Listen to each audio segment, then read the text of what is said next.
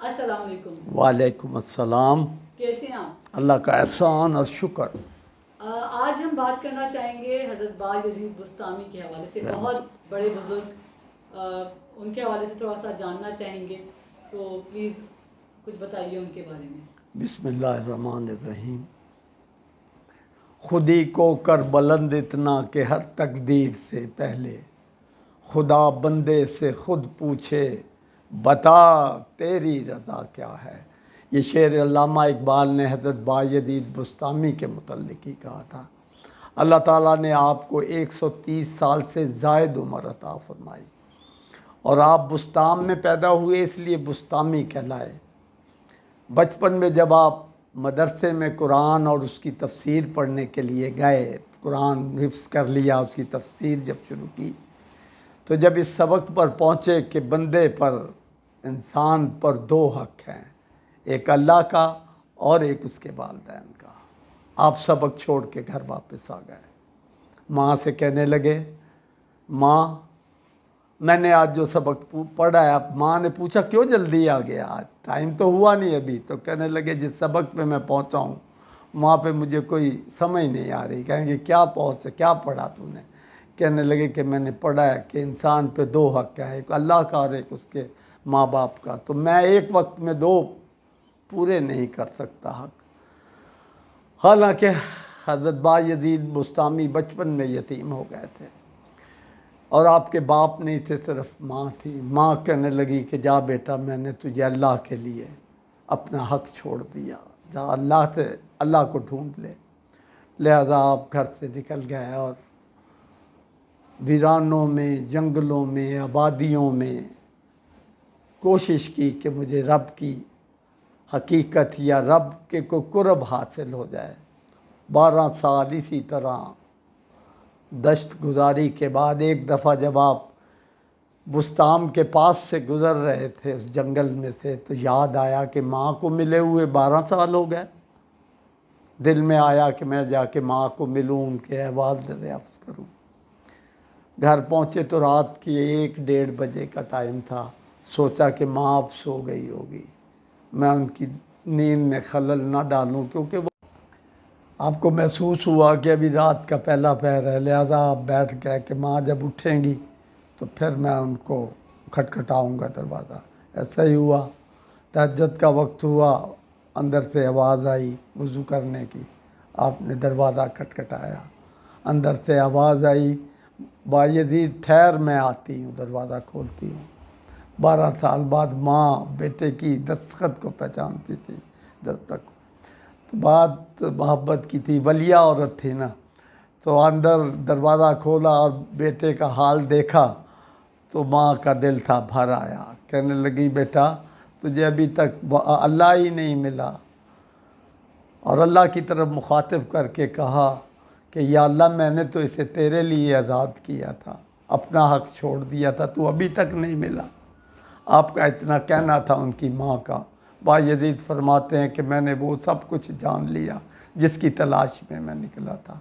उसके बाद मैंने अहद किया कि मैं बुस्ताम माँ को छोड़कर नहीं जाऊँगा, और सारी ज़िंदगी बायज़ीद ने बुस्ताम नहीं छोड़ा। बायज़ीद के मुतल्लिक़ जैसे मैंने पहले शेर पढ़ा था, बायज़ीद अपने यानी उनके हाल ये था अल्लाह के कुर्ब का कि आपने 40 साल मुराकबा किया। और आप एक जगह लिखते हैं शुरू में कि मुझे जब पहली मर्तबा ये इदराक हुआ कि मैं अल्लाह की बारगाह में हूँ, रोशनी ही रोशनी है, तो मेरे दिल में आया कि मैं अल्लाह से कुछ मांग लूँ। और उस मांगने की ख्वाहिश के साथ ही मेरे दिल में आया कि मैं अल्लाह से हजूर की उम्मत की बख्शिश का सवाल करूँ। लेकिन फिर साथ ही ये आया कि ये दर्जा तो मेरे अल्लाह ने अपने हबीब को दिया। मैं खामोश हो गया। निदा आई, बायज़ीद तूने मेरे हबीब की तकरीम की, लिहाजा मैंने तेरे दर्जात को बुलंद फरमाया। इसी तरह अल्लाह ताला उनकी मुसलसल दर्जात को बुलंद फरमाता गया। आपकी मोहब्बत का और आपके ज़िक्र का ये आलम होता था कि अल्लाह के सिवा और अल्लाह के हबीब की मोहब्बत के सिवा कुछ बाकी न रहा। माँ भी फौत हो गई, लेकिन बुस्ताम न छिड़ा। खल के खुदा आपके पीछे थी, लेकिन आप दुनिया से बहुत आगे थे। ان کے بارے میں ایک مرتبہ لکھتے ہیں کہ بایزید فرماتے ہیں کہ میرے پاس شیطان آتا تھا. بسطام کے لوگوں نے پوچھا کہ یہ ایک بابا تھا کون آتا ہے جو اجنبی ہے جسے ہم نے نہیں دیکھا, وہ آپ کے پاس بیٹھا ہوتا, جھریاں پڑی ہوتی چہرے پہ. بایزید اس سے کہتے کہ بدبخت تو نے اللہ کا کہنا کیوں نہیں مانا. ابلیس کو کہتے, ابلیس تو نے اللہ کا کہنا کیوں نہیں مانا. تو وہ کہتا ہے بایزید میرا کوئی قصور نہیں. اور تو بایزید کہتے ہیں کہ تیرا قصور کیوں نہیں. تو وہ کہنے لگے اللہ نے مجھے آگ سے بنایا تھا اور آدم کو مٹی سے بنایا تھا. بایزید کبھی آگ کو نیچے آتے دیکھا ہے؟ تو انہوں نے کہا نہیں. تو اس نے کہا کہ میں کیسے سجدہ کر سکتا تھا. یہی بات تو میں نے اس وقت بھی کی تھی کہ اللہ کریم تو نے مجھے آگ سے بنایا اور اتنے مٹی سے بنایا, اسے میں کیسے سجدہ کروں. جس کی اصل مقصد صرف یہی تھا, لیکن اس کو اللہ نے جان بوجھ کے ہمیں سمجھانے کے لیے کہا کہ اس نے میرا کہنا نہیں مانا. حالانکہ اللہ کو پتہ تھا کہ یہ سجدہ کر ہی نہیں سکتا کیونکہ آگ کا بنا ہوا ہے, لیکن ہمیں بتانے کے لیے کہ تکبر کسی کو جائز نہیں, میرا کہنا ماننا ہے, اس لیے تمہیں سمجھ لگے یا نہ لگے. اور میں صحیح کہتا ہوں کہ اگر وہ اس بات کے مطابق سجدہ کر دیتا آدم کو تو اللہ تعالیٰ کی حمیت ایسی ہوتی کہ آگ نیچے آنے لگ جاتی, آگ نیچے آنے لگ جاتی. لیکن اللہ کو ایسا منظور نہیں تھا, لہذا اس نے سجدہ نہیں کیا اسی مصلحت کے تحت. اور اس کے بعد وہ کہنے لگا کہ پھر وہ کہنے لگا میں تجھے بتاتا ہوں کہ میرا ڈیوٹی کیا لگی ہوئی ہے. اللہ نے ڈیوٹی لگائی ہے نا, اس کو بھیجا. کس نے اتارا اس کو آسمان سے؟ اللہ نے اتارا. وہ کہے گا میری ڈیوٹی کیا ہے. کہے گا بایزید کو ساتھ لیا اور ایک بستی میں چلے گئے. کہنے لگے بایزید اس بستی کو اللہ نے حکم دیا ہے کہ تاراج کر دیا جائے, یعنی تباہ کر دیا جائے. میری ڈیوٹی کیا ہے؟ آپ وہ ابلیس ایک دکان میں گئے حلوائی کی, اور اس کی دکان میں سے شیرہ کی انگلی لگائی اور وہ دیوار پر لگا دی. جب وہ دیوار پہ لگائی تو اس پہ مکھیاں آ گئیں.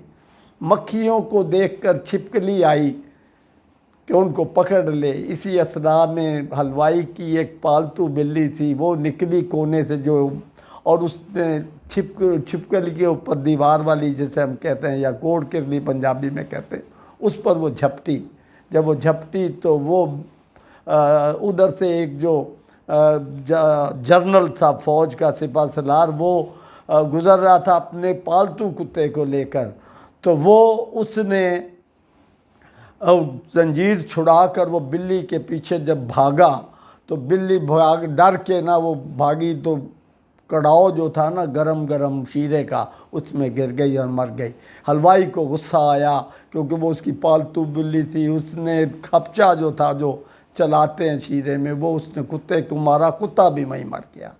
جب وہ کتا مرا تو وہ جو جرنیل تھا فوج کا, اس کو غصہ آیا. اس نے حکم دیا کہ اس بستی کو تاراج کر دو. آگ لگا دی گئی اور اس بستی کو تباہ کر دیا گیا. تو شیطان کہنے لگا کہ میرا بس ہو, یہ ڈیوٹی لگی ہوئی ہے. یعنی انسانوں کی آزمائش کے لیے اللہ تعالیٰ نے اس کو پیدا کیا ہے. اس نے ہمیں کوشش کرنی ہے کہ ہم غلط راہ پہ جائیں, اور وہ اللہ کے بندے جو ہوتے ہیں وہ بچ جاتے ہیں. یہ بات اللہ کی اس نے باقاعدہ مکالمہ بھی کیا تھا اللہ کے ساتھ کہ اگر تو مجھے نکالے گا جہاں سے تو میں دنیا میں تیرے بندوں کو بہکا دوں گا. یہ مکالمہ قرآن میں موجود ہے. لہذا اس پر جب آخری مرتبہ حضرت بایزید بسطامی یعنی اس کیفیت میں آئے کہ اللہ نے پوچھا کہ بایزید چاہتا کیا ہے, تو بایزید نے کہا یا اللہ اپنی ساری مخلوق کو بخش دے. تو کہتے ہیں ندا آئی بایزید دیکھ ذرا دھیان کر مخلوق کی طرف. تو آپ فرماتے ہیں کہ میں نے جب مخلوق کو دیکھا تو ہر مخلوق کے ساتھ اس کے شافع کو دیکھا, یعنی شفاعت کرنے والے کو دیکھا. پھر آخر میں نے کہا کہ یا اللہ ابلیس بھی تو تیری مخلوق ہے, کیونکہ آتا تھا نا پاس, دلیل بھی دے دی اس نے. تو کہنے لگے ابلیس بھی تو تیری مخلوق ہے, یا اللہ اسے بھی بخش دے. تو اس پر ندائی بایزید اسے میں نے آگ سے بنایا تھا اسی لیے کہ یہ جنت میں ٹھنڈا ہوتا ہے, یہ جہنم میں ہی خوش رہے گا. اور وہاں جو کچھ میں نے رکھا ہے گندگی اور نہریں, پیپ کی نہریں, وہ یہ اس کی خوراک ہے اور آگ کا یہ بنا ہوا ہے, لہذا یہ وہیں پر خوش رہے گا. اس کے برعکس اللہ تعالیٰ نے کہا کہ تو باید انسان ہے، تو بچتا رہی ہو اس سے، کہیں یہ نہ سمجھیو کہ تو کامل ہو گیا ہے، لہذا نہیں تو تیرے پہ غلبہ پا جائے گا شیطان۔ اس حوالے سے اب ہم بند کرتے ہیں اس موضوع کو، کافی لمبا ہو گیا، پھر انشاءاللہ کسی وقت کسی اور اللہ کے بندے کی بات کریں گے۔ بہت شکریہ، اللہ جیتے رہیں، اللہ حافظ۔ اللہ حافظ، اللہ سب کو اپنی حفظ و امان میں رکھے، اللہ حافظ۔